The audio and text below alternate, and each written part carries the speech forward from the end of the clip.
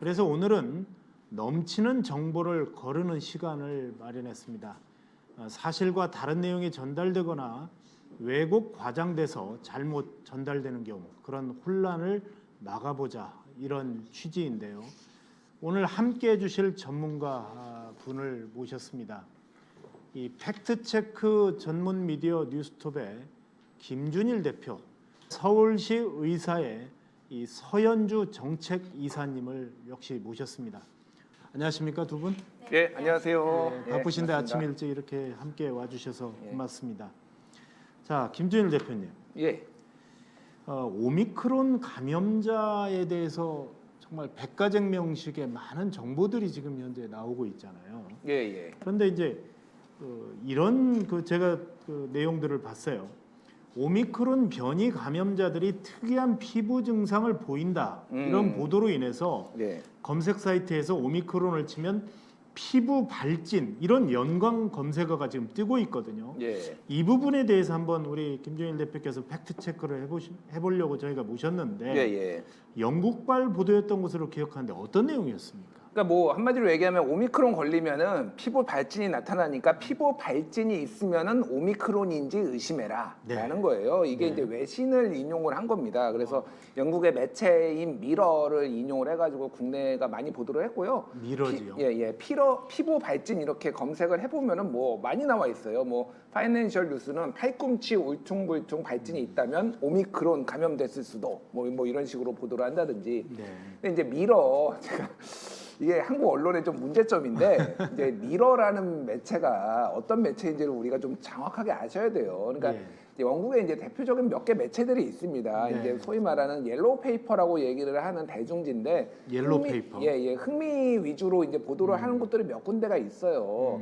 그런 보도 중에 하나, 그러니까 매체 중에 하나가 이제 미러라는 곳이거든요. 네, 지금 화면에 나오네요. 미러. 예, 나오고 있고요. 이게 완전히 틀린 얘기는 아니에요. 그러니까 이게 무슨 얘기냐면은 이 의료 데이터 분석 기관이라는 GOE라는 곳에서 이제 확인을 해보면은 이게 증상에서 31번째로 나온다. 많이 나오는 빈도수로 얘기를 하면은 네.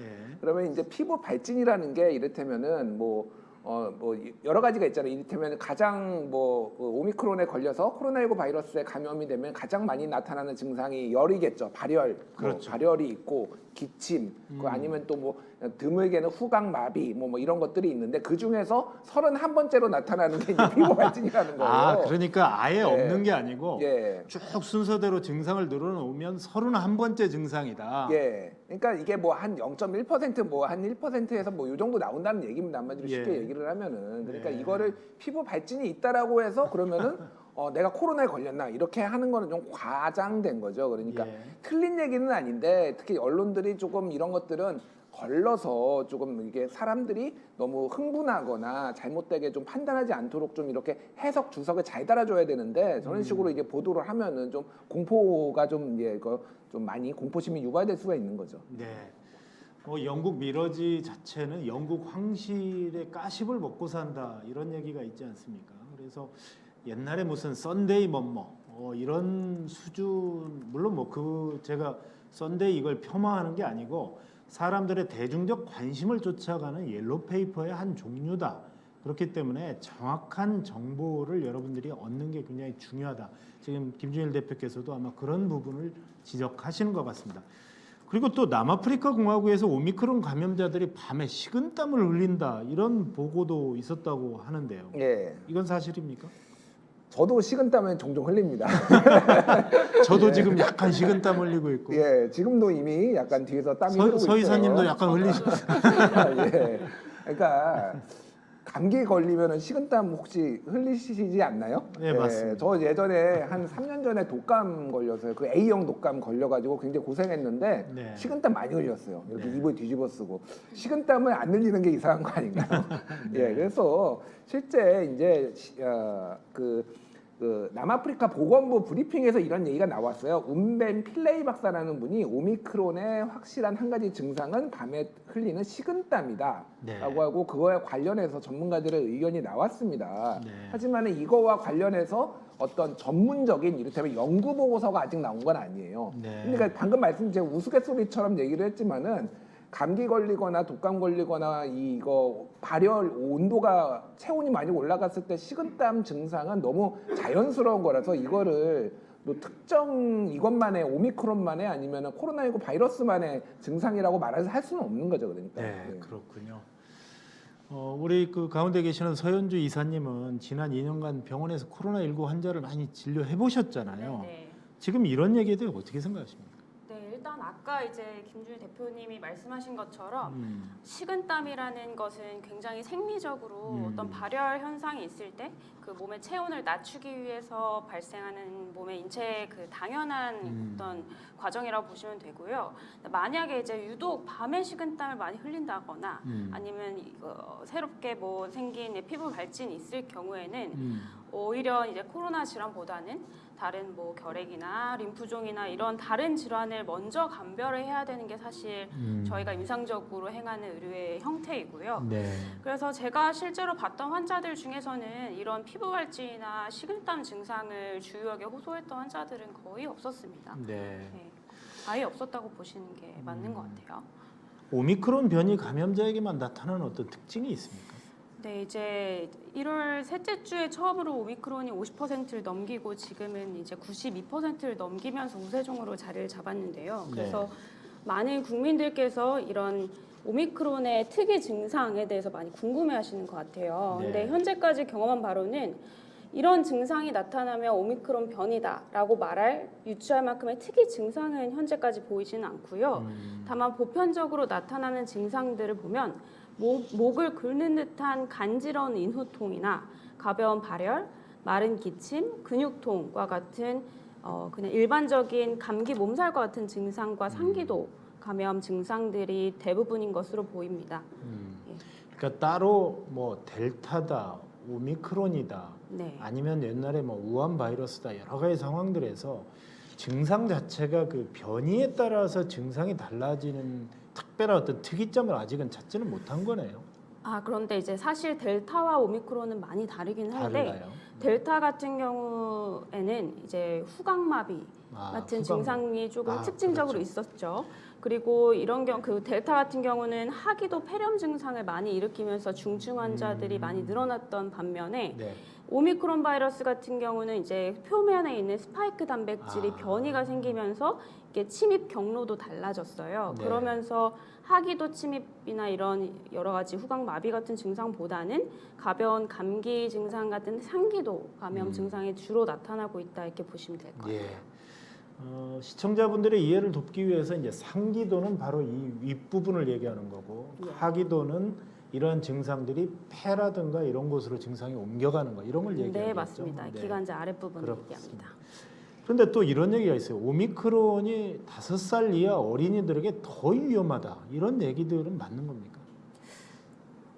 예, 뭐 그런 이제 보고들이 있었던 건 사실이고요. 네. 국내 이제 지상파 방송에서도 그런 내용들이 이제 소개가 됐어요. 네. 그래서 이게 이제 그 유럽이나 예를 들면 이런 겁니다. 뭐 프랑스 최고 방역 전문가 같은 경우에는 오미크론이 성인에게는 선물, 어린이에게는 악몽이다 이런 식의 이제 내용을 지상파에서 이제 소개를 하는 경우가 있는데 네. 이거와 관련해서 이제 이런 얘기들이 나오니까 이제 기자들이 방역 당국에 공식적으로 질문을 했어요. 네. 그래서 정말로 영유아에게 더 위험한 것이냐 이렇게 얘기를 했는데 그와 네. 관련해서 1월 27일이죠. 지난달 27일에 질병관리청에서 공식적으로 브리핑을 했는데 이거와 관련해서는 어린이들이 더 위험하다는 증거는 없다라고 그러니까 모두에게 똑같이 위험하다 한마디로 얘기하면은 네. 그러니까 좀 이렇게 왜냐하면은 이런 정보도 사실은 굉장히 그 학부모들을 이제 굉장히 조금 불안하게 할 수가 있거든요. 그런 부분들을 좀 우리가 조심해야 될 것 같아요. 어쨌든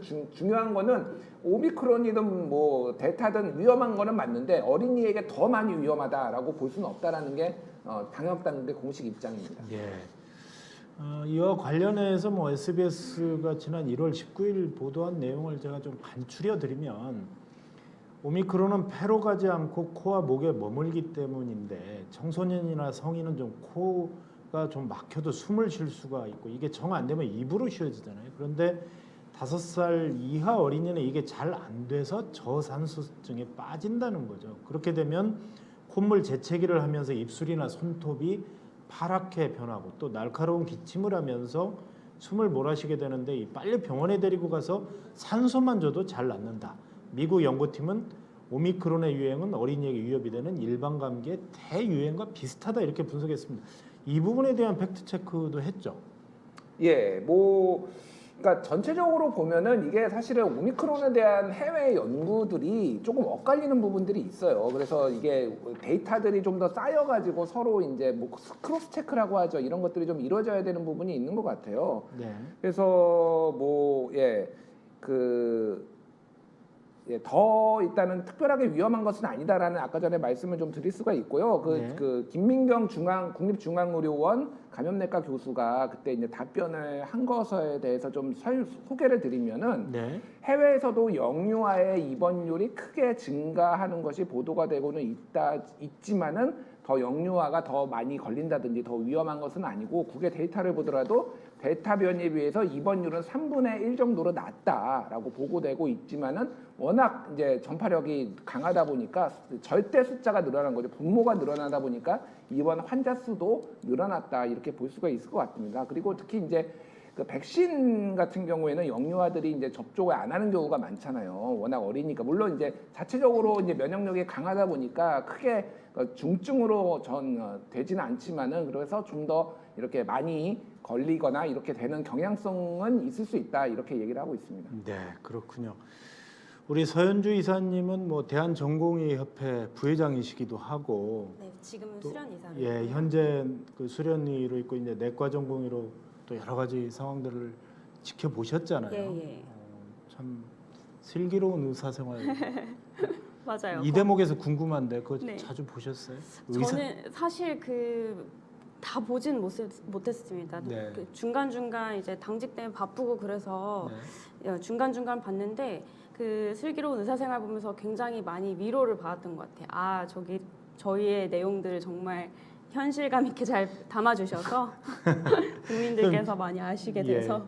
지금 왜 갑자기 오미크론 아이들 얘기 팩트 체크하다 이 얘기를 하냐면 네. 우리 서현주 이사님 뭐 지금 댓글창에도 참 말씀 잘하신다, 스르생에 나오는 그 선생님 같다, 뭐 이런 얘기들도 좀 들어오고 있는데 어쨌든 이런 그 환자들을 돌보시면서 이런 그 논란이 됐던 그런 연구 결과에 대해서는 개인적으로 어떻게 생각하세요? 네, 이게 사실은 연구 결과도 연구 결과인데 이게 언론에 보도되는 과정에서 국민들께서 그리고 환자분들께서 이게 쉽지 않게 받아들이게 되는 내용들이 있더라고요. 그래서 오해가 생기는 경우도 많고 이런 것들이 조금 안타까웠고 일단은 제가 그 어린이 영유아 그 오미크론 감염 관련해서 네. 관련된 연구 결과를 하나 살펴볼 텐데요. 네. 지금 이제 화면에 아마 소개가 될 텐데 지금 화면 나오고 있습니다. 네, 이게 대표적으로 이제 더 브리티시 메디컬 저널이라고 해서 이제 영국 의사협회 산하에서 발행되는 의학 저널인데요. 네. 뉴스란에 이제 1월 14일에 실렸던 내용입니다. 제목만 보시면 코비드 19으로 인해서 이제 코비드 19의 오미크론 변이로 매우 그러니까 1살 미만의 영유아의 경우에 그 입원율이 상당히 심하게 증가를 했다라는 굉장히 무서워 보일 수 있는 제목을 이제 표현을 하고 있는데요. 네. 실제 데이터를 보면은 물론 이제 입원율이 퍼스트 웨이브 때 입원율이 32.9%였던 거에 비교하면 네. 오미크론 우세종 전환 이후에는 42.2%로 입원율이 증가한 걸 맞아요. 입원율 증가한 건 맞다. 이거죠? 맞아요. 하지만 이후에 이어지는 내용들을 살펴보면 영유아 입원 적응증 자체가 경증 환자에게도 확대되면서 입원율 자체가 증가했을 가능성이 있고 그리고 실제로 입원율이 늘었다고 하더라도 산소 치료가 필요한 비율은 기존 퍼스트 웨이브 때 22.5%에서 12%로 감소했고 중환자실 케어나 인공호흡기 치료를 받는 비율 또한 감소했으며 입원 기간도 기존의 6.6일에서 이제 1.7일로 짧아져서 중증도 측면에서는 보았을 때 크게 걱정할 수준은 아니다라는 내용을 담고 있는 논문이거든요. 그래서 이게 사실 제목만 자칫하게 잘못 보면은 아주 이제 오미크론이 영유아에게는 심각한 뭐 문제를 초발하는 그런 그 변이로 볼 수가 있는데 실제 그렇지가 않고요. 관련해서 또 지난 2월 4일에 네이처지에서 오미크론 유행이 과연 어린이들에게 더 심각한가라고 발표한 분석 기사를 보면요. 네. 이전에 논문 데이터랑 비슷하게 오미크론으로 입원한 어린이의 위험성이 델타 때에 비해서 2분의 1에서 3분의 1 정도로 오히려 더 낮은 것으로 보고되고 있어서 크게 걱정하실 사항은 아닌 것으로 이제 말씀드리고 싶고요. 예, 네. 그렇군요. 네. 제가 이제 그 전문가의 의견을 역시 들으니까 조금 이해가 가는 부분이 있어요. 우리 김준일 대표도 전해줬지만 지금 논문을 정확히 있고 안심 TV에서 여러분 지금 시청하시는 분들께서도 정확하게 그 원 데이터 소스를 이렇게 확인해서 저희가 지금 보여드리고 있는 화면들이거든요. 그런 부분들에 대해서 좀 여러분께서 정확한 팩트를 인식하시는 게 필요하다 이런 생각이 들고요. 서 이사님, 그런데 이제 코로나19에 걸렸다고 회복한 후에도 이 호흡곤란 등 후유증을 앓는 사람들이 참 많이 있다. 그래서 롱 코비드다 이런 얘기를 많이 하거든요. 맞아요. 이런 롱 코비드가 일반적인 검사로는 확인하기 힘든 이 미세한 폐손상 때문이다 이런 연구 결과가 나와 있어요. 네, 이건 어떤 내용입니까? 네, 이제 관련해서 먼저 개략적으로 설명을 드리면 네. 일부 환자들에서 코로나 감염 3개월 이후에 말씀하셨던 것처럼 호흡곤란 증상 뿐만 아니라 만성 피로, 근골격계 증상, 심장 혹은 중추신경계 증상들이 수주에서 수개월간 지속되는 경우를 포스트 코비드 19 신드롬 혹은 롱 코비드라고 부르고 있고요. 네. 이거는 이제 WHO나 NHS 같은 이제 공식 기관에서 언급된 공식 명칭입니다. 네.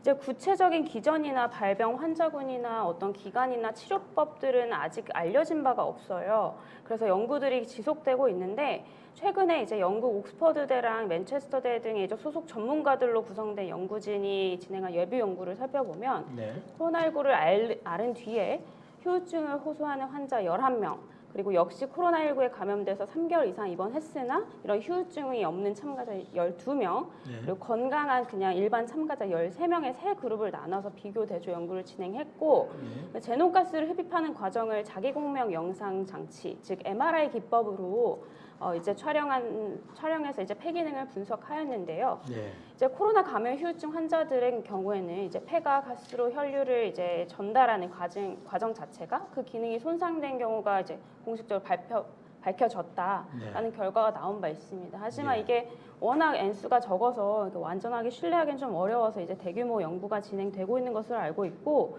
또 추가적으로 소개할 이제 사례들 중에 하나가 최근에 이스라엘에서 예방접종 상태랑 이런 롱 코로나 증상의 보고하고의 관련성을 확인하는 연구가 진행된 바가 있는데요. 2020년 3월부터 2021년 11월까지 약 8만 명의 환자군을 대상으로 이제 접종 여부에 따른 롱 코로나 증상 보고를 확인했고 최종적으로 대상 환자 951명 중에 2번의 백신 접종을 받은 환자군에서 롱 코비드 증상이 약 54에서 82%까지 감소하는 것이 보여졌기 때문에 이게 백신 접종할 경우에는 이런 롱 코비드 증상이 감소랑 연관이 있을 수 있겠다라는 가능성 정도는 저희가 이런 연구를 통해서 확인할 수 있을 것 같습니다. 지금 서현주 이사님께서 말씀해 주셨지만 케이스 자체가 대부분 네. 좀 많고 오랫동안 연구가 돼야 실제적인 결과들이 나오는데 맞아요.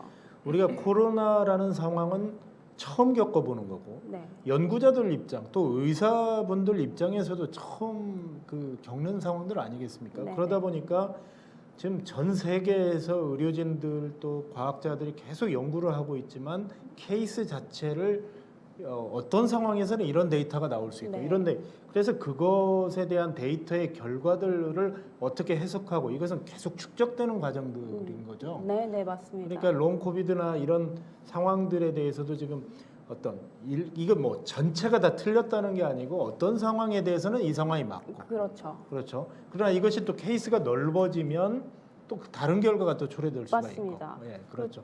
지금 사실 조금 부연 설명을 드리면은 네. 그 이제 의학계에 계신 교수님들 얘기를 들어보면은 원래는 이 정도 수준이면은 그러니까 소위 말해서 이제 학술지의 억셉이라고 하죠. 네. 이제 받아들여지지 않는 건데 최근에는 코로나 맞아요. 키워드만 들어가면은 그냥 다 통과된대요, 그냥. 요새 네. 너무 핫한 주제예요. 핫한 주제고 이게 빨리 나와야지 이게 어떤 자료로서 지금 맞아요. 실용적으로 쓸 수가 있기 때문에 그러니까 아직 충분히 숙성되지 않은 데이터를 가지고도 많이 좀 논문이 나오다 보니까 이게 사람들이 좀 보시기에는 헷갈릴 수도 있다라고 맞습니다. 말씀드릴 수 있어요. 그럴 수밖에 없을 것 같아요. 예, 예, 왜냐하면 예. 워낙 변이도 금방 연구 진행하다 보면 또 다른 변이가 나올 수도 네. 있고 또 백신 자체에 대한 서 이사님 백신 얘기도 뭐 뒤에 잠깐 하겠지만 네. 백신에 대한 그 여러 가지 연구 결과들도 지금 많이 나오고 있는 거죠. 맞습니다. 네. 그리고 이제 해외 데이터도 중요한데 사실 우리나라의 경우에는 서양인들과 뭔가 여러 가지 이제 생물학적인 그 유전자형도 많이 다르고 해서 우리나라 데이터가 지금 축적되는 게 가장 중요할 것 같아요. 그러면 우리나라 롱코비드 환자는 어떻습니까? 현재? 그래서 사실 지금 우리나라 같은 경우는 롱코비드에 대한 정확한 수치나 통계가 나온 것은 없습니다. 이제 하지만 제가 이제 임상적으로 진료 통해서 봤을 때 만성적으로 피로나 근육통을 코로나 감염 이후에 계속 호소하시는 환자분들은 꽤 계셨어요. 네. 그래서 이런 국내에서도 이 부분에 대해서 추가적인 연구나 조사가 필요할 것 같고 아까 말씀하신 것처럼 데이터가 축적돼서 이거에 대한 정확한 기전이나 만약에 이게 정확한 기전으로 발생하는 것이 맞다면 치료까지 이제 개발되는 것이 필요할 것 같습니다. 예. 자, 시청자분들의 댓글이 많이 들어오고 있습니다. H라고 적은 분의 얘기를 좀 우리 서 이사님께 증상에 대해서 물어보고 있거든요. 궁금한 게 있는데요. 저는 최근 코로나에 감염이 됐었습니다. 그런데 오미크론은 후각이나 미각의 상실이 거의 없다고 기사를 많이 봤었는데요. 저의 경우에는 두 가지를 모두 잃었거든요. 그러면 저는 델타였을까요? 이런 질문을 했어요. 네. 이게 사실은 이제 증상이란 게 이제 바이러스의 침입 경로를 보시면 바이러스는 점막 세포를 통해서 이제 감염이 되고 네. 그 점막 세포를 통해서 증상이 나타나요. 세포 감염을 통해서 증상이 나타나게 되는데 네. 이제 코어에 있는 이제 점막이나 이제 구강에 있는 점막, 인 후두에 있는 다 점막이 다 비슷한 종류의 세포들입니다. 그래서 네. 어떤 경로를 통해서 어떻게 감염이 되는지에 따라서 증상이 다르게 나타날 수가 있는 거예요. 그래서 이게 천편일률적으로 이 증상이 나타나면 델타고 이 증상이 나타나면 오미크론이다 얘기할 수가 없는 것이 이게 어떤 경로로 이제 감염이 됐고 그리고 숙주에 즉 본인의 건강 상태가 어떻는지에 따라서 다 다양한 증상으로 발현이 되기 때문에 그렇게 이제 뭔가 얘기하기는 조금 어려울 것 같고요. 다만 이제 통계적으로 봤을 때 델타 같은 경우는 후각 상실이나 미각 상실 그 증상이 나타나는 경우가 상당히 더 많이 보고가 되고 그리고 오미크론 같은 경우는 그런 이제 단백질 변이로 인해서 상기도 즉 구강이나 인후두 쪽으로만 이제 감염이 일어나고 이런 오랫동안 이렇게 발생하는 이제 미각이나 후각 세포들에는 영향을 미치지 않는 경우가 더 대부분이 있기 때문에 증상이 좀 적은 것으로 알려져 있는데 네. 그래서 이제 말씀한 H님 같은 경우에는 네. 그런 증상이 있다고 한다고 해서 이게 오미크론이 아니고 델타다라고 확신할 수 있는 근거는 아직까지는 없고요. 네. 그래서 이제 증상에 따른 이제 변이 구분보다는 그 이후에 그 대증적인 치료를 통해서 회복을 빠르게 하는 것이 더 중요할 것 같습니다. 이분이 이제 H 씨가 또 댓글을 남겼는데 저는 기저질환은 30대고 백신도 2차까지 다 맞아요. 맞았다. 인후통, 근육통과 같은 증상도 다 겪었다. 오미크론은 가볍다는데 제가 겪은 느낌은 결코 가볍지 않았다. 이런 얘기도 했고요. 또 한 가지 또 궁금한 걸 우리 서 이사님께 또 물어보는데 원래 부스터샷을 맞기로 예정됐다가 코로나가 걸린 거라서 주사를 못 맞았다. 3차를 맞는다면 코로나 회복 후 언제쯤 맞아야 할까요? 이런 얘기를 하면서 찾아보니까 코로나 걸리면 슈퍼항체가 생겨서 당분간 안 맞아도 된다. 아니다. 막 지금 주변 사람들이 네. 그런 얘기를 하는 것 같아요. 맞아요. 그래서 관련해서 저도 굉장히 많이 질문을 받아요. 네. 질문을 받고 다들 궁금해하십니다. 그러니까 네. 코로나 감염되면 이제 감염 후에 이제 면역을 획득하게 되는데 그런 백신을 맞을 필요가 없지 않느냐 네. 이렇게 얘기를 하시는데 이제 그동안 사실 누적된 통계들을 살펴보면요.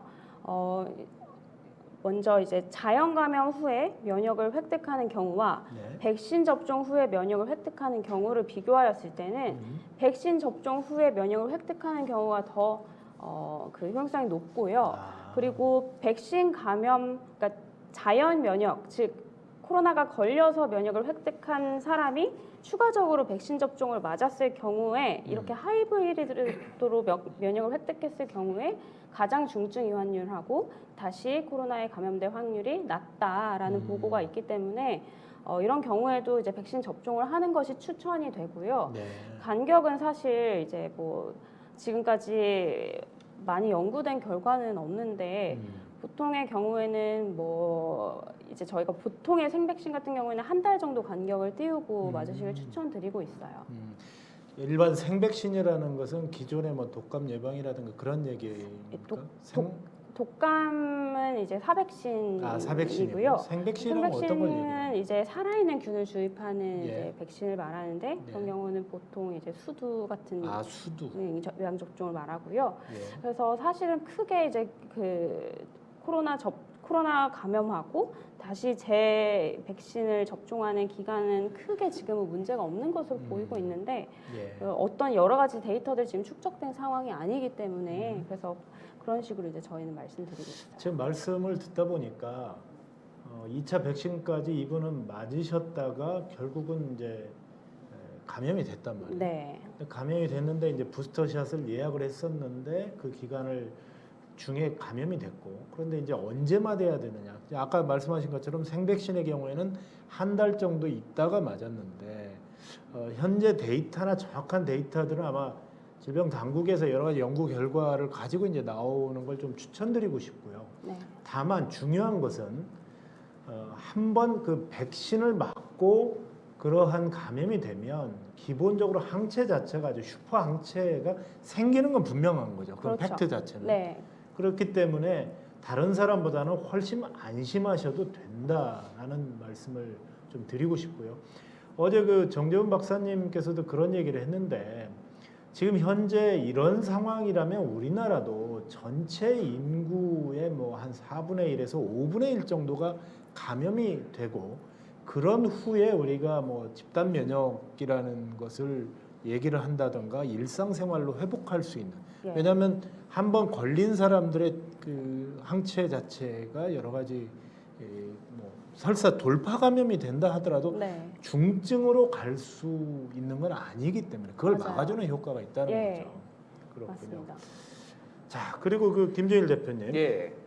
지금 조금 전에도 약간 뭐 얘기가 나왔습니다만 오미크론 변이가 우세종이 되면서 많은 사람들이 주목하는 부분이 과연 기존 백신이 오미크론에도 효과가 있겠느냐. 그러니까 백신 무용론을 여전히 주장하는 사람들의 목소리가 뭐 유튜브 조금만 검색해봐도 또 나오거든요. 예. 3차 접종을 하고도 코로나19에 감염된 사례들을 근거로 내세우는데 이 부분에 대한 팩트 체크 해보셨죠? 예. 일단 이 산수를 좀 잘 하시라 제가 좀 이렇게 조언을 드리고 싶어요. 네. 이게 정치색을 전혀 띠지 않는 우리 방송이기 때문에 제가 뭐 특정인의 이름을 말하지는 않겠지만은 최모 의원님이 계세요. 이분이 끊임없이 보도자료를 냅니다. 예를 들면 이런 거예요. 네. 백신 접종자가 사망이 더 많다. 네. 백신 접종자도 사망자가 나오니까 백신 패스, 방역 패스는 무용하다라는 거예요. 네. 근데 이를테면 이런 겁니다. 100명 중에 백신 미접종자가 100명인데 여기에서 10명이 사망자가 나오는 거고 백신 접종자가 900명인데 여기에서 11명이 사망자가 나오는 거하고 사망률이 어떻게 차이가 나겠습니까? 근데 숫자만 여기서는 10명이고 여기서는 11명이니까 11명이 한 명 더 죽었으니까 이게 더 아무 소용이 없다라고 말하는 거예요. 그러니까 이런 식의 이제 논리들이 굉장히 많이 나오거든요. 그 최모 의원이라는 분은 수학을 안 배웠나요? 분모의 크기에 따라서 여러 가지 상황이 변할 수 있는 건데. 그러니까 이게 기본적인 상식은 여기 뭐 전문가도 계시고 그러지만은 백신이 100% 막아주지는 못한다라는 거예요. 그러니까 감염 예방 효과가 대체적으로 보면은 뭐 화이자나 모더나 같은 mRNA 같은 경우에는 한 90%에서 뭐 95% 정도 된다. 그리고 변이 바이러스에 따라서 좀 더 낮아지기도 하는데 근데 이거를 이제 100% 막아야 된다라는 가정을 하고 지금 이렇게 말씀을 하시는 거죠. 그리고 중증 예방 효과도 100%가 돼야 된다라는 건데 그런 세상에 그런 백신은 없습니다. 그러니까 그러니까 이거부터가 진짜 뭐 말이 안 되는 말씀을 하시는 거고요. 요거 얘기를 할게요. 지금 오미크론 변이에서 지금 어떻게 그런 백신 그 확진자가 나오고 있느냐? 지금 이틀 전이죠. 2월 7일 기준으로 35,000명 정도 나왔죠. 예. 네. 그 중에서 오미크론 감염자가 이제 92%니까 그냥 거의 다 오미크론 감염자라고 보시면 돼요. 네. 근데 이 감염자 중에 12%인 2,719명이 3차 접종자예요. 아, 3차 접종. 3차 접종이 한 7명 중에 1명 정도 되는 거죠, 그러면. 네. 그런데 3차 접종률은 전체 인구의 54%입니다. 네. 그러니까 전체 절반에서 12%만 나오는 거예요. 그러니까 인구의 절반에서 12%가 나오면은 얼마나 이게 3차 접종이 효과가 있는지를 이제 이해를 하시면 될 것 같고 정확하게 숫자로 말씀드릴게요. 1월 3주차 기준으로 미접종자는 10만 명당 194명 확진이 되고 있고요. 네. 1차 접종자는 10만 명당 81명, 2차 접종자는 10만 명당 94명, 3차 접종 부스터샷까지 맞은 분들은 10만 명당 36명이에요. 그러니까 안 맞으신 분은 194명 나오고요. 맞으신 분은 36명 나옵니다. 그럼 몇 배 차입니까? 5배 차이 납니다. 5.4배. 그러니까 3차 접종까지 하신 분과 비교를 하면 미접종자가 5.4배 더 코로나에 잘 걸린다라는 거예요. 그러니까 예. 이거는 대단한 게 아니라 그냥 산수예요. 산수. 그래서 제가 수학도 아니고 산수군요. 산수입니다. 그래서 이 최모 의원님, 제가 정당은 밝히지 않겠습니다. 최모 의원님 좀 제발 정신 좀 차리십시오. 제발 이상한 보도자료 좀 제발 내시지 마시고 언론들도 이거 보도자료 내면 그대로 보도하거든요. 좀 검증 좀 하고 이게 얼마나 지금 허황된 얘기인지를 좀 같이 뒤에다 붙여가지고 좀 보도를 해주셨으면 좋겠습니다. 아니 그런데 그 뭐 최모 의원이라는 이분은 자기가 뭐 주장은 할 수 있어요. 그러면 이 팩트를 체크하는 언론들이 보도 자료를 그대로 전제하는 게 아니고 나름대로의 검증을 해서 보도 안 합니까? 검증을 해서 보도하는 데도 꽤 있어요. 제가 예. 모든 언론을 다 싸잡아서 뭐 기 뭐뭐다 뭐 이렇게 하고 싶지는 않고요. 열심히 네. 하는 언론들도 있는데 네. 언론 숫자가 너무 많고요. 예. 일단은 제목을 뽑을 때 저는 좀 신중해야 된다. 이를테면은 보도 자료에 있는 제목을 그대로 뽑거든요. 예. 제목이 거의 뭐 기사의 한 저는 80%의 인상을 좌우한다고 봅니다. 그러면은 백신 뭐 그러니까 접종자 중에서도 사망자 더 많아. 백신 패스 필요 없어. 이게 제목으로 뽑히면 아무리 내용의 뒤에 그런 부분들이 뭐 문제가 있다고 하더라도 안 된다라는 거죠. 그러니까 그렇게 제목을 뽑을 때도 좀 신중해 주셨으면 좋겠고 네. 어쨌든 좀 검증을 해야 되고 이게 상습적으로 이런 자료를 내시는 분들은 좀 걸러서 좀 보시면 좋겠다. 언론이 이렇게 말씀드리겠습니다. 네. 정말 그 최모 의원님 물론 뭐 나름대로 국회의원이라는 것은 결국은 사람들의 관심을 먹고 산다. 그래서 악플보다 더 무서운 게 무플이고 무관심이다. 그래서 흔히 이런 얘기 하죠. 뭐 본인 부고 외에는 모든 기사는 본인에게 아주 득이 된다라는 아주 오래된 정치계 뭐 그런 격언 아닌 격언이 있습니다. 그러나 이건 아니죠. 우리가 간단히 계산만 해도 나오는 걸 가지고 백신을 맞았을 때와 안 맞았을 때의 그 중증화율이나 사망률은 분명히 다른 거거든요. 그런데 그걸 가지고 언론에 한 줄 내기 위해서 계속 본인의 주장을 그렇게 하신다면 코 안심 TV 18일까지 저희가 방송하거든요. 이 자리에 나와 주십시오. 나와 주셔서 저희하고 직접 팩트를 가지고 전문가들과 대담을 하면서 좀 진실 여부를 좀 가릴 필요성이 있겠다라는 생각이 들거든요. 그 만약에 그 나오시지 않으면 실명 깝니다. 나와주세요. 예, 꼭 이 방송 좀 그 지켜보시는 유튜브들께서 꼭 전해주시기 바랍니다. 자, 서현주 이사님 어떻게 생각하십니까? 저는 이제 기본적으로 과학자 그리고 의사들은 객관적인 데이터를 기반으로 판단을 합니다. 그래서 이제 뭐 신종 바이러스 출현이다 보니까 아직까지 데이터가 축적이 되지 않은 게 많았고 초기에는 이제 확인되지 않은 사실들이 많아서 판단하기 어려웠지만 지금까지 이제 사실 누적된 통계만 봐도 네. 백신 접종률 말씀하신 것처럼 백신 접종 후의 감염률이나 중증 유한율 감소는 명백히 확인된 팩트예요. 그래서 예. 백신이 효과가 없다는 무용론은 다소 신뢰하기 있다고 생각이 들고요. 네. 다만 이 세상에 완벽한 백신은 존재하지 않습니다. 그리고 바이러스, 그러니까 변이가 잦은 바이러스 감염일수록 회피 기전이 자주 발생하기 때문에 네. 이게 백신을 접종한다고 해도 바이러스 감염에 걸릴 수가 있고 네.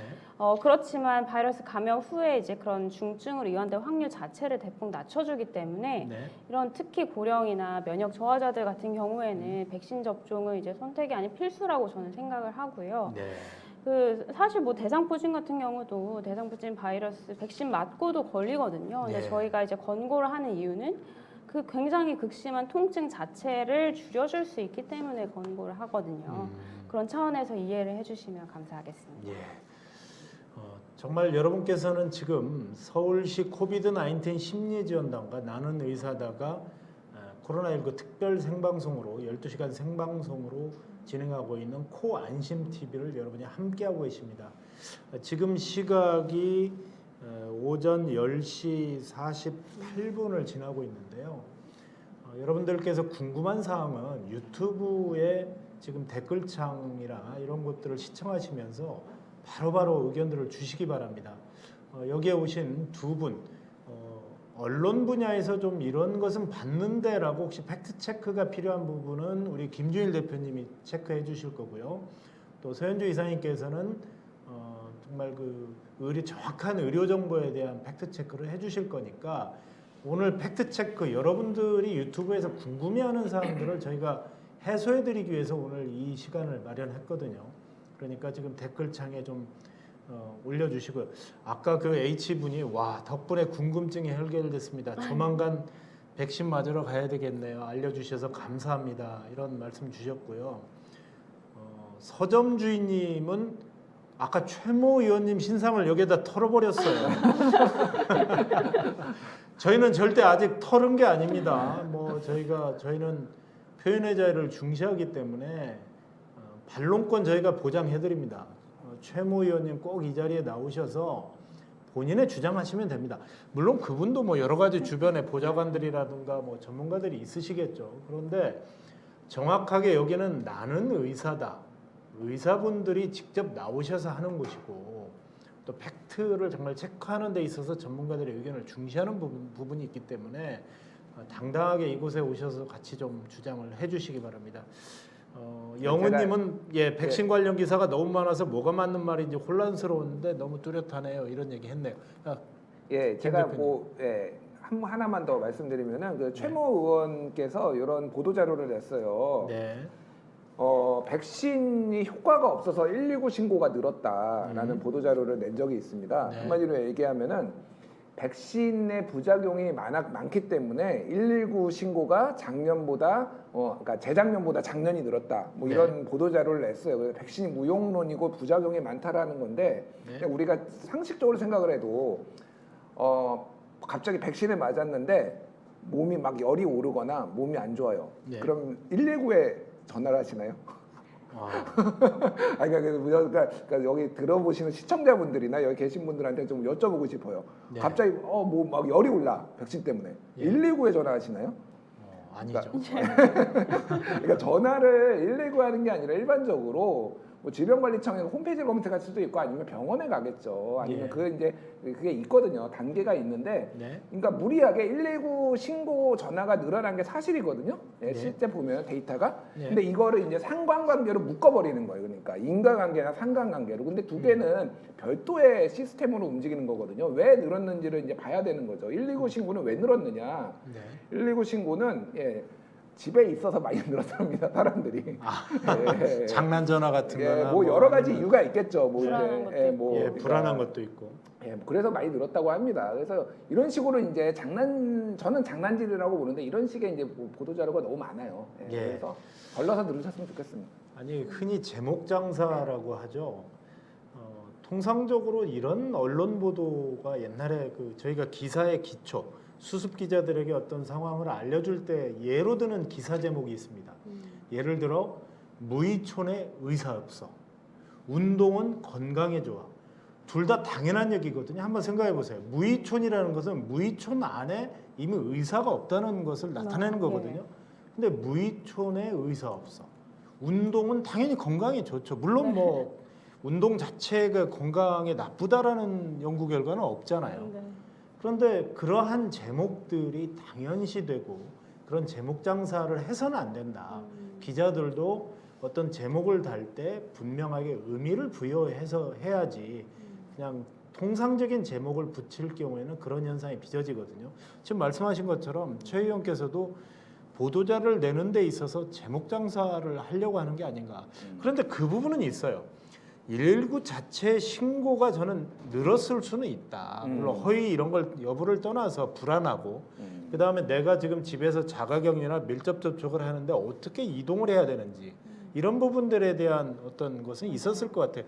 우리 직접 진료를 하시면서 서현주 이사님 어떻습니까? 네, 뭐 사실은 진짜 백신 맞고 이게 아무래도 저희뿐만 아니라 많은 국민들께서 이 코로나 상황이 새롭게 이제 맞닥뜨리게 된 위기 상황이잖아요. 네. 그렇기 때문에 불안할 수밖에 없고, 그리고 또 이 백신이라든지 아니면 코로나 확진 혹은 밀접 접촉되었을 때 생기는 여러 가지 불안감 등이 있어요. 네. 그래서 이런 것들에 대한 정확한 정보가 지금 부재하기 때문에 네. 사실 뭐 자가약을 복용하거나 네. 아니면 가까운 뭐 의원에 가서 진료를 받을 수 있는 부분인데도 뭐 119에 전화해서 응급실로 오신다든지 하는 사례들도 있긴 있었던 것 같아요. 그래서 이게 결국에는 이런 여러 가지 이제 가짜 정보들이나 확인되지 않은 정보들이 난무하는 상황에서 그 사람들이 불안에 떨고 그렇게 되면서 이제 그런 불안들이 전가돼서 결국 의료 현장도 막 같이 마비를 시키고 그런 여러 가지 구급 이송 체계도 같이 마비시키는 악순환이 반복되어 왔던 것 같습니다. 그래서 예. 이 어떻게 보면 지금 의사로서는 가장 어떻게 보면 그뭐 수련의 자체의 어떤 네. 뭐 전문의 이제 전문의가 곧 되시는 네. 거잖아요. 예. 실제 의료 현장에서 지난 2년에 이렇게 되돌아보면 네. 의사분들이 가장 힘들어하는 대목이 어떤 겁니까?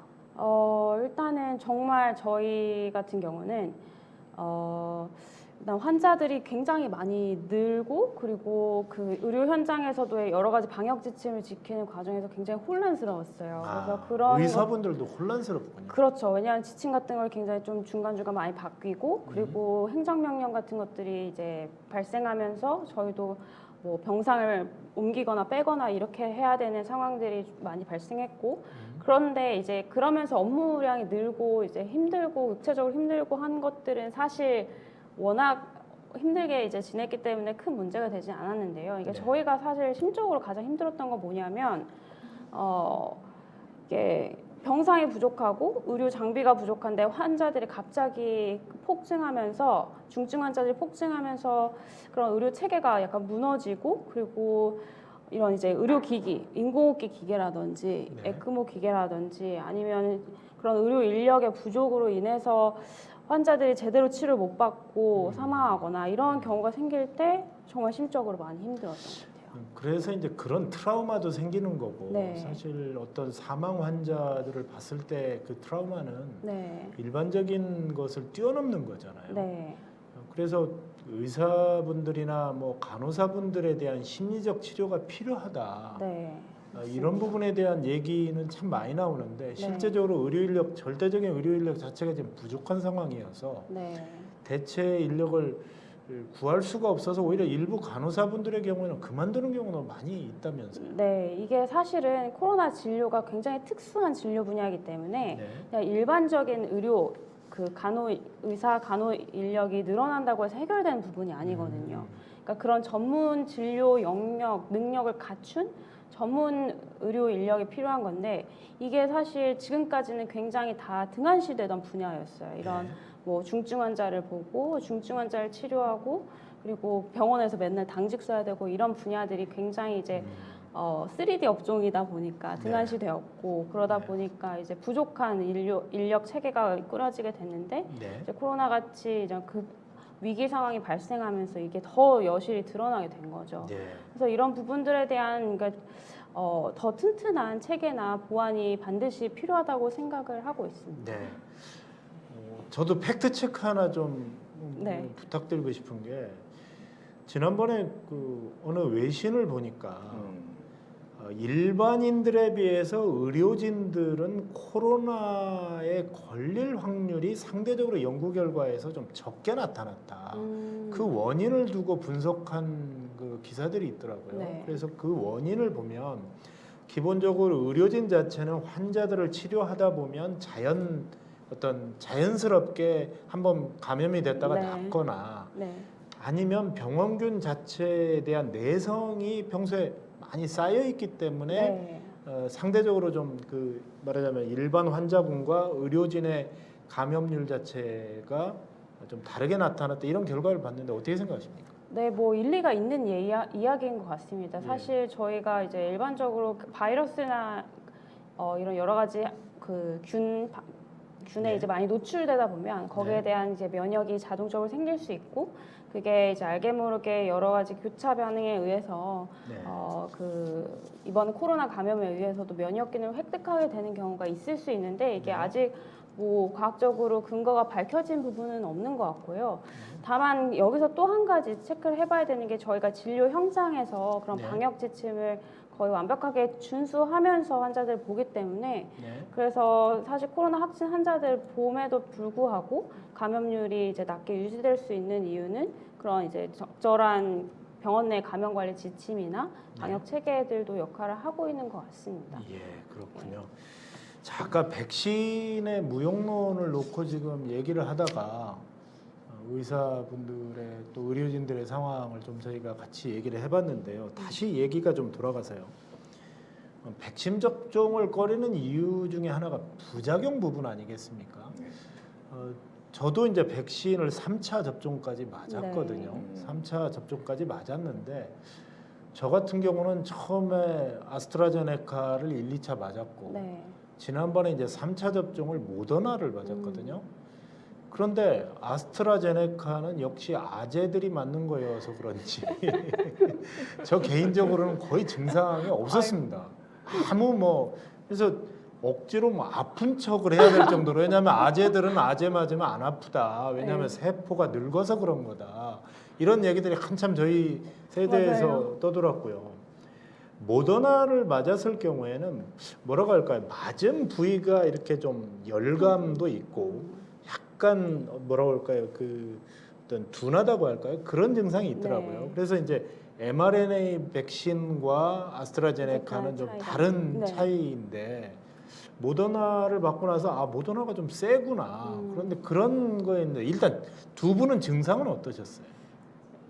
김 대표님. 네, 저는 1차를 아스트라제네카를 맞았고요. 2차, 3차를 화이자를 맞았어요. 그건 특이하네요. 어떻게 그렇게? 그러니까 교차 접종을 이제 하게 된 거예요. 왜냐하면은 그 아스트라제네카 같은 경우에는 그 남는 백신 뭐라고 해야죠? 그 백신 잔여 백신 잔여 백신을 제가 전화를 해서 맞았고 지금 3차 접종도 제가 오늘 확인해 보니까 82일 됐더라고요. 그러니까 저는 맞을 수 있으면 제일 가서 먼저 맞았어요. 그러니까 네. 3차 부스터. 저도 그랬어요. 예, 그랬는데 다 아팠습니다. 저는 다 아팠어요. 역시 젊으시구나. 생각보다 그렇게 젊지는 않아요. 그렇게 젊지는 않은데 다 아팠어요. 건강하신 거죠, 사실. 그래서 이게 뭐 일반적으로 이제 반응이 좀 이렇게 격렬하다, 많이 아프다라고 하는 거는 이게 몸에서 항체 생성이 잘 되고 있다라는 신호로 이제 받아들이는 게 맞다라는 게 전문가분들의 의견이기 때문에 네. 긍정적으로 저는 생각을 했어요. 긍정적으로 예. 생각을 했는데 한 이틀 동안 좀 아팠어요. 좀 많이 아팠어요. 그래서 또 맞으라면은 좀 약간 겁납니다, 솔직히. 근데 맞아야죠, 그래도 필요하면. 예, 서현주 이사님. 저 같은 경우는 이제 1, 2차를 아스트라제네카를 맞았고 이제 예. 3차를 화이자 부스터를 맞았는데요. 저는 그 아스트라제네카 맞고서 정말 힘들었어요. 힘드셨어요? 정말 예, 그때 사실 제가 그 맞고서 당직 스케줄 못 바꿔가지고 당직이었는데 네. 정말 이제 너무 힘들어. 발열 근육통 그리고 약간의 두통 이런 것들이 있어서 좀 힘들어서 사실 뭐 3차 화이자 맞을 때도 당직을 변경을 해가지고 비웠었는데 화이자 맞고 나서는 그냥 가벼운 그 근육통 정도? 그 주사 부위 통증 그 정도만 있고 괜찮았거든요. 이게 사람마다 또 느끼는 통증이 또 다르고 이제 그 연령대마다 느끼게 되는 부작용들이 다 다른 것 같습니다. 예.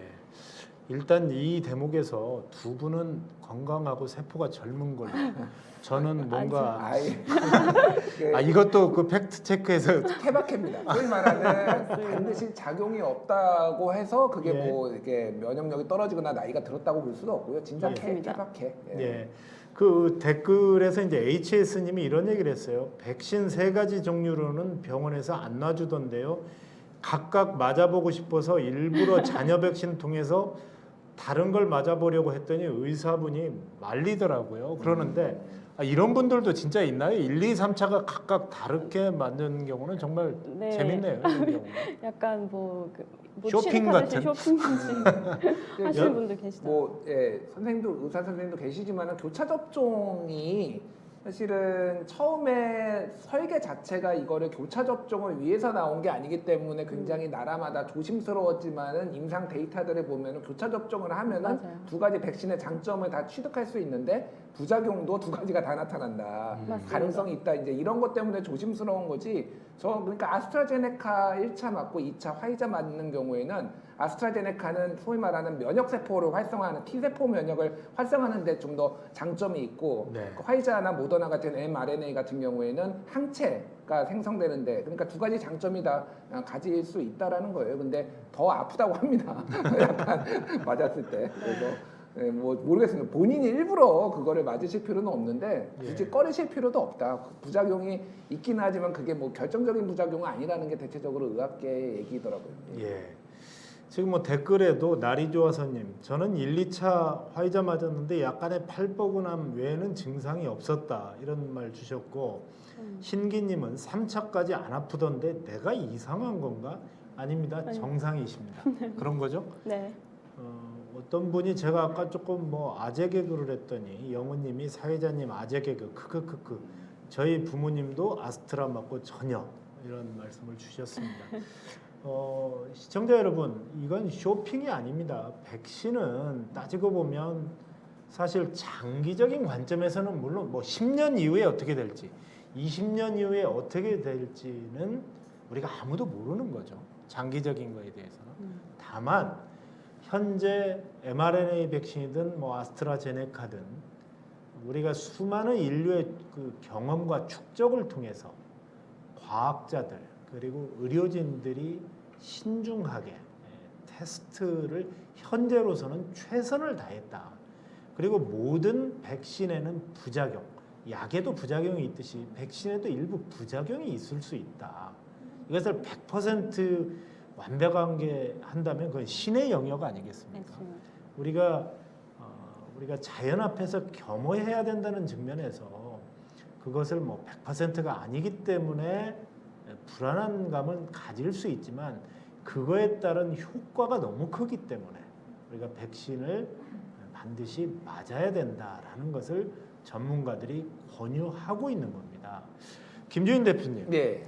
지금 보니까 여러 가지 그 흥미로운 연구 결과가 나왔다는데 백신 자체 부작용보다는 심리적인 요인이 컸다 이런 그 연구 결과가 나왔다면서요? 예, 그 하버드 의대에서 이제 최근에 학술지에 보고를 한 거예요. 우리가 이제 플라시보 효과라는 거가 네, 플라시보 있잖아요. 효과. 위약 효과. 그래가지고 가짜 약하고 진짜 약하고 각각 처방을 했는데 둘 다 나 몸 좋아졌어 이 약을 먹고 이게 이제 플라시보 효과인데 플라시보 효과하고 비슷한 건데 그 노세보 효과라는 게 있습니다. 그게 네. 반대예요. 그러니까 백신 같은 거를 맞아서 가짜 백신을 맞았는데도 나 부작용이 있는 것 같아라고 해서 몸이 막 뭐 열이 올라 이를테면 뭐 이런 것들을 이제 실험을 한 거예요. 그래서 이 하버드 의대의 네. 테드 캡트척 교수님이 이름 어려운데. 예, 테드 캡트척. 캡처. 예. 예. 이분이 이제 이 연구팀이 연구를 한 거예요. 쉽게 얘기를 하면은 가짜 백신을 놓은 군, 한 1년의 군이 있고 진짜 백신을 놓은 군이 있는 거죠. 그래가지고 이 사람들한테 부작용을 한번 적어내보세요. 이렇게 한 거예요.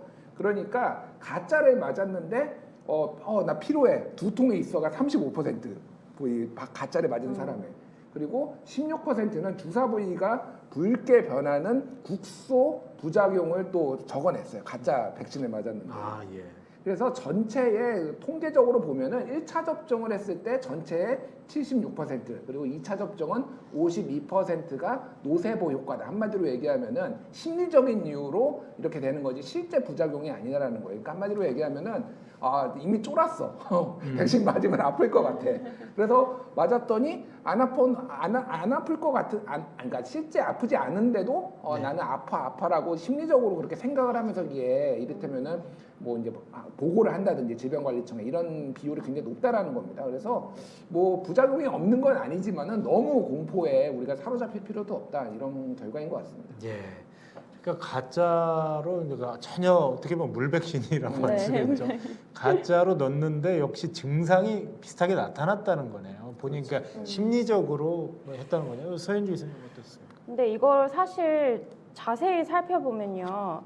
일단은 요 연구 결과에서 이제 혈전이나 심근염 같은 물리적인 변화가 나타난 중증 부작용을 일단 배제했고요. 네. 그리고 경증 부작용만 분석을 했고, 그리고 특히 이제 주사 부위가 붉게 변하거나 붓거나 하는 눈으로 보이는 물리적인 변화가 있는 국소 부작용도 배제를 하고 전신 부작용, 즉 예를 들면 두통이나 아니면 뭐 근육통 이렇게 이제 주관적인 증상들을 가지고 분석을 한 거기 때문에 네. 이게 그러니까 부작용 자체의 뭐 70 몇 %가 이제 심리적인 효과라고 얘기를 하기는 조금 어렵고, 다만 이런 전신적인 증상을 호소하는 이제 심리적인 것들과 연결돼서 나타날 수 있는 부분들에서는 충분히 그럴 가능성은 있다. 네. 왜냐하면 사실 이런 여러 가지 의학적으로도 심리적인 상태와 연결돼서 신체 증상으로 나타나는 질환들이 있거든요. 네. 그래서 그런 것들과 마찬가지인 것 같아요. 아 그렇군요. 예. 정말 심리적인 요인이 크다라는 것은 여러 가지 논문들을 통해서 지금 뭐 더 좀 검증이 되고 입증이 돼야 되는 부분인 것 같아요. 네. 그런 부분들.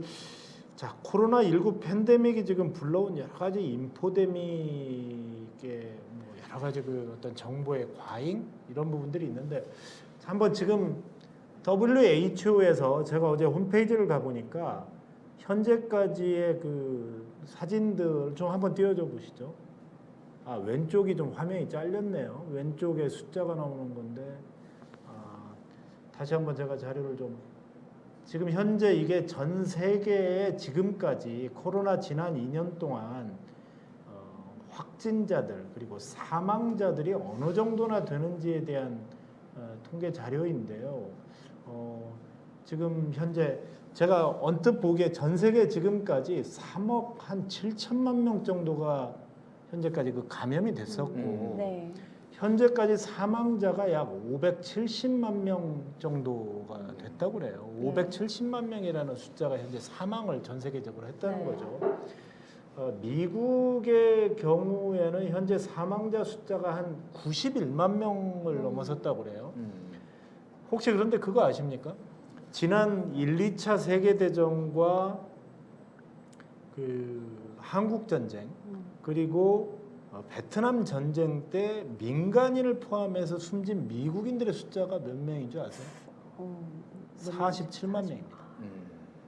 현재 1, 2차 세계대전과 한국전쟁과 베트남 전쟁을 통해서 숨진 군인들과 민간인들의 숫자가 47만 명인데, 정말 따블이네요. 네. 그렇죠. 91만 명이 불과 지난 2년 동안 사망자가 발생했다. 네. 이 얘기는 지금까지 이 코로나19가 얼마나 무서운 질병인지, 그리고 처음에 미국 같은 경우에는 마스크도 안 쓰고 네. 사실 감염 규칙을 지키지도 않고 엄청난 그 희생과 대가 속에서 지금 이루어진 거거든요. 그리고 미국에서 어쨌든 그 백신 개발이 이렇게 빨리 나올 수 있었던 것도 누가 그런 얘기 하더라고요. 중국에서 처음 우한에서 발생했을 때 사실은 지금 우리가 돌이켜보면 다른 나라 사람들이 모두 중국을 사실 저기는 위생이 안 좋아서 그래. 중국은 뭔가 좀 인구도 많고 굉장히 저기는 특이한 나라야. 우리와는 상관없어 라는 얘기를 솔직히 처음에 했거든요. 심지어는 아주 뭐 즐긴다고까지 하면 좀 너무 심한지는 모르겠지만, 그런데 불과 한 달도 안 돼서 미국으로 건너갔고 미국에서 사망자들이 연속해서 발생하지 않았습니까? 맞습니다. 그런 뒤에 당시에 그런 얘기를 해요. 미국이 이제 상황이 5달, 6달 심각해지면서 무슨 얘기가 나왔느냐? 백신과 치료제가 개발되려면 아무리 아프리카나 아시아에서 감염자가 아무리 수없이 나와도 절대로 백신이나 치료제가 나올 수가 없다. 미국이나 유럽에서 심각해져야 맞아요. 제약사들이 나설 것이다라고 했는데 실제로 그런 결과가 나왔어요. 그렇죠. 네. 어떻게 생각하세요, 소연이 씨? 이게 좀 안타까운 일이라고 생각을 네. 하는데 이게 사실 아무래도 이제 다국적 제약 기업들이 그런 이제 미국이나 유럽 수재에 많고 그래서 그런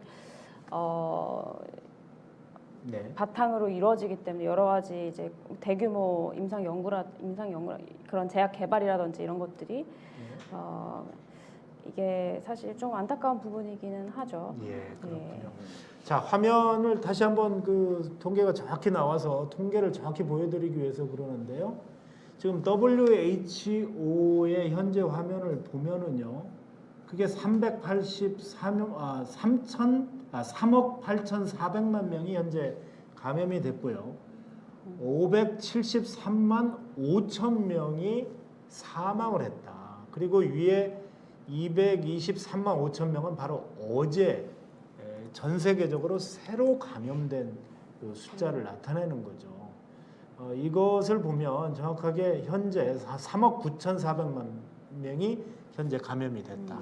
전 세계 인구가 한 60억 좀 넘는 걸로 알고 있는데 이걸 보면 지금 감염자가 특히 오미크론이 확산이 되면 저 숫자는 더 늘어나겠죠. 그렇죠. 그런데 이제 한 가지 고무적인 사실은 확진자가 늘어남에도 불구하고 사망자 데이터는 각국에서 지금 떨어지고 있죠. 이것은 두 가지 요인이 있겠죠. 첫째는 백신이 계속 접종을 하는 데 따른 효과도 있겠고 또 오미크론 자체의 독성 자체가 델타나 우한 바이러스 때와는 달리 굉장히 약화되고 있다. 이렇게 볼 수 있는 거죠. 네, 어떻습니까? 그럼요.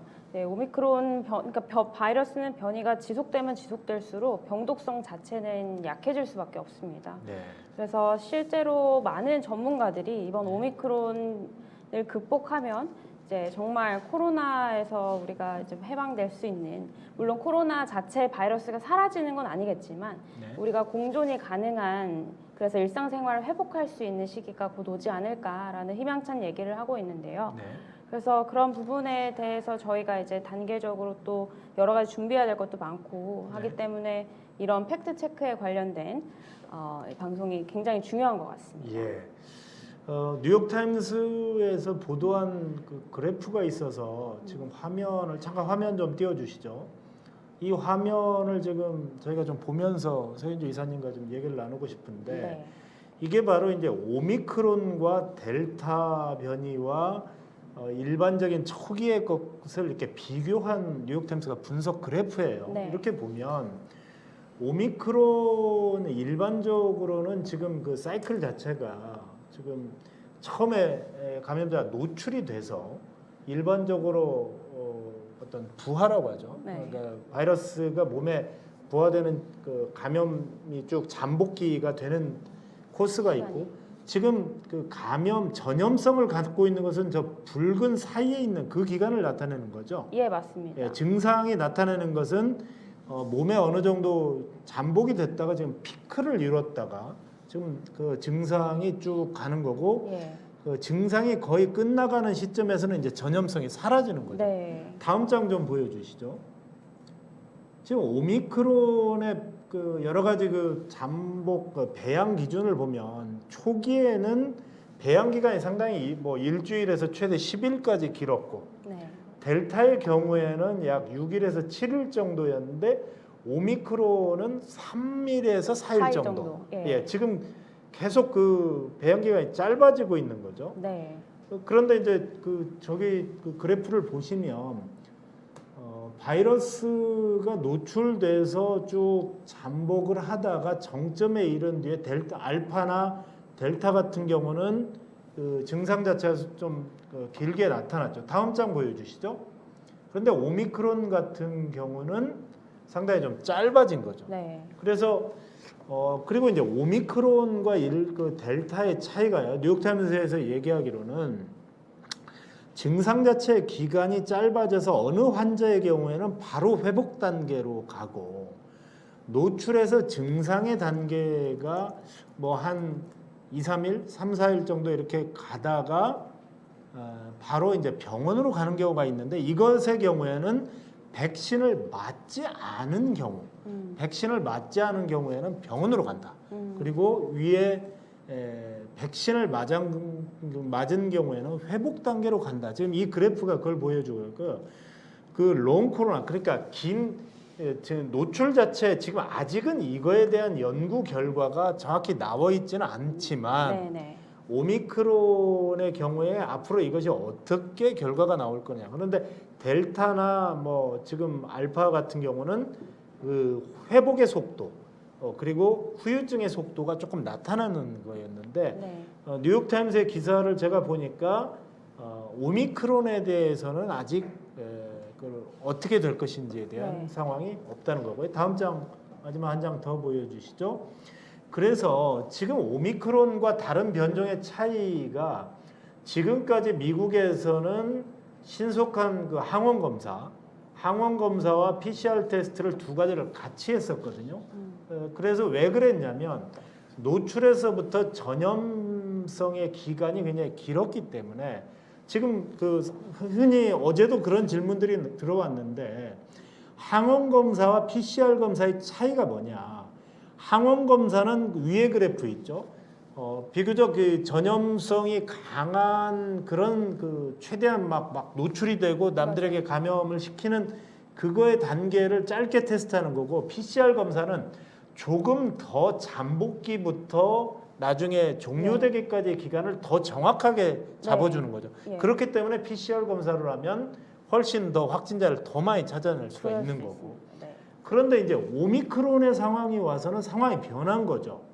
왜냐하면 잠복기 자체가 굉장히 짧게 된다는 거죠. 그리고 전염성이 굉장히 더 일찍 찾기 때문에 여러 가지 그 지금 그래프를 보시면 그래서 과거에는 양성으로 나와서 10일간의 격리가 필요했지만 지금 현재 지침이 우리나라도 7일로 짧아졌고 네. 미국 같은 경우는 아예 5일로 지금 짧아졌거든요. 지금 뉴욕타임스가 그걸 얘기하는 겁니다. 5일간 격리 기간을 짧게 하는 이유는 전염성이 더 일찍 찾았다가 일찍 소멸되기 때문에 현재로서는 신속한 항원 검사로도 충분히 현재 가려낼 수 있고 그렇기 때문에 뉴욕타임스에서는 가급적 증세가 나타나자마자 빨리 받아야 된다.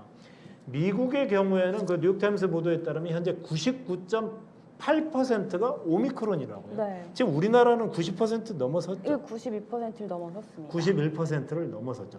그래서 우리나라에서도 방역 당국이 신속 항원 검사로 가는 것은 더 이상 PCR 추적을 할 경우에는 오히려 검사하는 순간 이미 네. 증상이 회복의 단계로 가고 있는 걸 네. 나타내기 때문에 뉴욕타임스에서 그래프를 이렇게 정확히 지금 보여주고 있는 거죠. 저는 제가 사실 뭐 외신의 맹신주의가 아니고 뉴욕타임스나 월스트리트 저널을 보면 이런 데이터를 시각화하고 굉장히 보기 쉽게 맞아요. 일반인들이 무슨 통계표나 이런 것들을 뭐 해독해가면서 보는 게 아니고 기본적으로 레거시 미디어가 저렇게 쉽게 그래프로 시각화해서 데이터를 보여주는 노력들이 저는 굉장히 놀랍다. 뉴욕타임스의 그런 그 노력들, 시각화, 이건 뭐 김준일 대표께서 전문가시죠. 예, 뭐 별도의 홈페이지를 만들었어요. 네. 별도의 홈페이지를 만들고 거기에 이제 의학 전문 기자가 거기에서 상당히 이제 그런 데이터 중심의 그리고 시각화된 기사들을 많이 올리고 있습니다. 그래서 예. 이제 저는 그 예전에도 제가 뭐 어떤 컨퍼런스나 이런 데 관련해서 나가가지고 이 코로나19와 백신 보도와 관련해서 좀 비판을 한 게 있는데 네. 한마디로 얘기하면은 뭐 우리나라의 유명 언론사들이 조금 내세울 만하게 이 코로나19와 관련해서 내세울 만하게 어떤 그 보도들 뭐 이런 것들이 너무 부족하다라는 네. 거예요. 그나마 이제 KBS 같은 경우가 이제 코로나와 관련해서 굉장히 체계적으로 좀 데이터를 쌓고 있고 그런 기사들을 쌓고 있기는 한데 네. 말씀하셨듯이 조금 더 좀 사람들이 직관적으로 이해할 수 있는 것들 이런 것들을 예. 좀 많이 만들어줬으면 좋겠다 이런 아쉬움들이 좀 있습니다. 네, 그렇군요. 뉴욕 타임스가 이렇게 시각적으로 보여주는 것은요, 그냥 하는 게 아닙니다. 현재 뉴욕 타임스 구성원의 약 30%가 시각 디자인이나 데이터 전문가, 기술진들이 포진을 하고 있다고 그래요. 그래서 실제적으로 편집국 내에서 실제적인 데이터들을 어떻게 하면 좀 멀티플하게 시각화해서 쉽게 전달할 수 있는 것인가를 굉장히 연구한다고 그래요. 우리나라 언론들도 이런 그 시각 디자인을 하는 전문가들, 빅데이터 전문가들을 좀 쉽게 뽑아서 그런 부분들의 데이터를 시각화하는 것도 필요한데요. 그런 부분에서는 요즘 우리나라 공공기관들이 이런 공공 데이터를 굉장히 시각화하려고 하는 노력이 굉장히 크더라고요. 서울시에서도 최근에 이 태블로라는 프로그램을 통해서 공공 데이터를 어떻게 쉽게 보여줄 수 있을 것인가 그런 경진 대회를 했는데 굉장히 많은 사람들이 그런 것들을 시각화하는 공공 작업들을 이 서울시 같은 또 여러 가지 행정기관들이 노력을 하는 걸 보면서 아 우리나라 공무원들도 굉장히 노력하고 있구나라는 걸 느꼈거든요. 왜냐하면 범죄 안전지도라든가 아니면 지금 얘기한 각 병원들의 위치 정보와 결합해서 어떻게 하면 시민들이 그냥 지도 한 장으로도 쉽게 그것을 볼 수 있는 것 이런 그 노력들을 지금도 해주시지만 앞으로도 좀 더 잘해 주셨으면 저희 그 코 안심 TV 서울시 저희가 현재 서울시 그 코비드 19 심리지원단과 나의사가 이렇게 코 안심 TV를 12시간 생방송을 하는 이유도요. 데이터를 좀 더 정확하게 신속하게 전해드리면서 어떻게 하면 전문가들의 얘기를 좀 더 정확하고 시민들이 이해할 수 있도록 전해드리느냐. 그래서 이 시간을 서울시와 저희가 함께 하고 있는 겁니다.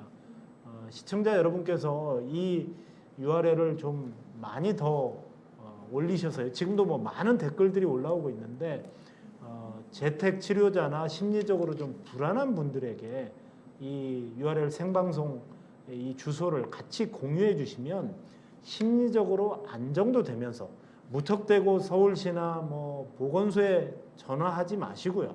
정확한 정보를 통해서 일단 습득을 하신 뒤에 찾는 것도 행정당국의 업무를 좀 줄여주는 게 아닌가. 또 지금 아까 뭐 서현주 이사님도 얘기했습니다만 지금 의료진들이 치료하랴 전화 받으랴 비대면 진료하랴 굉장히 어려운 상황이 있거든요.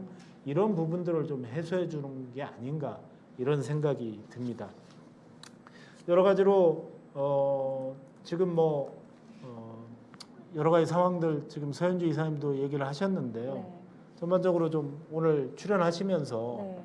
특별히 시청자들에게 하시고 싶은 말씀이 있으시다면요. 네, 일단은 이제 너무 많이 고생을 하셨죠. 다들 모든 이제 전 세계의 모든 국민들이 네. 그러니까 코로나가 지금 벌써 이제 3년째인데 많이 고생을 많이 했었고, 근데 이제 오미크론 우세종으로 변화하면서 이제 앞으로 조금의 희망의 불빛이 보이는 것 같아요. 네. 이제 중증도도 많이 낮아졌고, 그리고 이제 확산력은 높지만 중증도가 낮아지고, 그리고 여러 가지 이제 일상생활로 회복을 기대할 수 있는 암시 효과들이 나타나고 있어서 네. 조금만 더 이제 버티고, 그리고 여러 가지 이제 방역 당국의 지침에 잘 협조를 해주시고, 또 의료진들의 이제 여러 가지 이야기들에 귀 기울여 주시고, 또 이런 프로그램을 통해서 저희가 정확한 팩트를 전달해 드릴 수 있도록 노력하고 있으니까요. 네. 너무 불안해하지 마시고 조금만 더 힘내주셨으면 좋겠습니다. 네. 저희도 열심히 하겠습니다. 예, 감사합니다. 우리 김주일 대표님 네. 마지막으로 아까 인포데믹 문제를 얘기를 했는데 예. 정말 그 정확하지도 않고 이런 공포감만 조성되는 보도들에 대해서 조금 간략하게 좀 축약을 해주시면서 좀 예. 정리의 말씀도 함께 부탁을 드리겠습니다. 일단 저는 한국의 상황은 정말 좋다고 생각해요. 이 백신과 관련해서. 왜냐하면은 지금 백신 접종 완료율이 85%인데 전 세계 평균이 한 50%밖에 안 되거든요. 네. 정말로 열심히 접종을 했고, 소위 말하는 안티백서라고 하죠. 백신 거부론자. 그러니까 단순히 그러니까 뭐 염려를 하는 게 아니라 이런저런 이유로 백신을 적극적으로 거부를 하는 분들의 비중이 굉장히 작습니다. 네. 예. 지금 캐나다 같은 경우에는 백신을 의무화한다고 하니까 지금 안티백서들이 좀 수도를 점거했어요 지금. 그래서 지금 비상사태, 캐나다 오타와는 지금 비상사태 선포했고요. 오스트리아도 백신 의무화한다라고 하니까 지금 뭐 난리가 났습니다. 한국은 의무화까지는 아니지만 알아서 이미 성인, 그러니까 백신 접종하는 사람을 기준으로 하면 95%가 맞았거든요. 지금 거의 다 맞았다. 그래서 저는 한국 분들이 우리나라 분들의 어떤 굉장히 이성적인 판단 이런 것들을 굉장히 좀 높이 평가하는 편입니다. 다만 아직도 좀 언론 보도들이 일부 조금 너무 이제 이를테면 백신 접종 후 사망 이런 것들이 아직 인과관계나 상관관계가 확인이 안 됐음에도 불구하고 너무 성급하게 이렇게 보도가 나와서 좀 불안감을 조성을 한다든지 이런 부분들이 있습니다. 그래서 좀 더 차분하게 좀 이렇게 특히 이제 감염병 같은 경우에는 조금 더 어떻게 이런 보도들이 영향을 미칠 것인가도 우리가 좀 더 저널리스트들이 좀 고민을 해야 되고 속보 경쟁하기보다는 좀 더 이 어떤 원인과 결과가 나온 이후에 보도를 하는 방식으로 좀 했으면 좋겠다 이런 말씀드리겠습니다. 예. 오늘 장시간 저희가 말씀을 나눠봤습니다만은 지금 이런 시기일수록 정확한 정보를 저희가 갖는 게 중요하고 그런 다음에 정확한 정보와 전문가들의 처방 그리고 전적으로 정부를 신뢰하고 서울시나 뭐 여러 그 보건당국, 행정당국을 우리가 신뢰하는 게 굉장히 중요하다라는 생각이 듭니다. 그래서 저희가 그래서 코안심 TV를 현재 했는데 오늘 두 분 말씀 장시간 너무 감사드리고요. 다음 주에 또 한번 나와주세요. 두 분 말씀을 너무 잘하셔서 저희들이 정말 지금 인터넷 댓글창에도 참 많은 분들이 두 분 다 말씀을 너무 그 쏙쏙 귀에 들어오게 잘해주신다. 칭찬의 댓글들이 아주 나오고 있습니다. 다음 주에 뵙겠습니다. 예, 감사합니다. 감사합니다. 감사합니다.